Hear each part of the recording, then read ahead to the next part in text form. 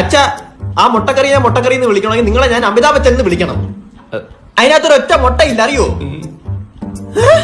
എന്താ മുട്ട സമ്മേളനോ വിഴുങ്ങുന്നു. അച്ഛൻ എന്തിനും ഒരു സൊസൈറ്റിയിലെ പാല് വേണ്ട, ഭയങ്കര കൊഴുപ്പ്. ഭയങ്കര കഴപ്പ് തന്നെ. മാമ അതൊന്ന് നോക്കി, ഇതിലൂടെ കയറേണ്ട മാംസമാണ് ഈ മാംസം വീണ്ടും ഒറ്റയ്ക്ക് കയറ്റുന്നത്. ഇപ്പൊ നാട്ടുകാരെ കണ്ടി ഇത് മാംസവും ഞാൻ പിണ്ടവും. ഇവനെയും കൂടെ ജിമ്മി പറഞ്ഞു. ഈ കാട്ടുപോത്തിന് തന്നെ മാസം 25,000. ഇനി കടാവിനെയും കൂടെ വിട്ടാൽ ലോൺ എടുക്കേണ്ടി വരും. അച്ഛൻ ട്രെയിനർ പറഞ്ഞ് 10,000 രൂപ കൊടുക്കുവാണെങ്കിൽ ഒരു പ്രോട്ടീൻ പൊടി തരാമെന്ന്. 10,000 രൂപയുടെ പ്രോട്ടീൻ പൊടി കണ്ടിട്ട് ഇയാൾ ഹൾക്കായിട്ട് അഭിനയിക്കാൻ പോന്നാ. ഒരു ജിമ്മിൽ ആശാ മതി ഒരു കുടുംബത്തിലെ സ്വത്തൊക്കെ നശിപ്പിക്കാൻ. മോനെ, അച്ഛന്റെ മാസ വരുമാനം എന്ന് പറഞ്ഞാൽ 15,000 രൂപ 1000 പിടിച്ചിട്ട്.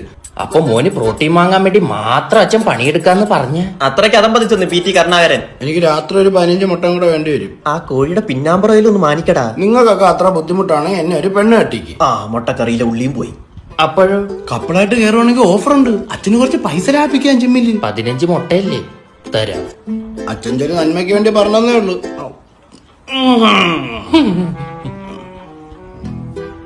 ഒരു കുടുംബം വലിഞ്ഞു മുറുകിയ ഒച്ചയാ കേട്ടത്.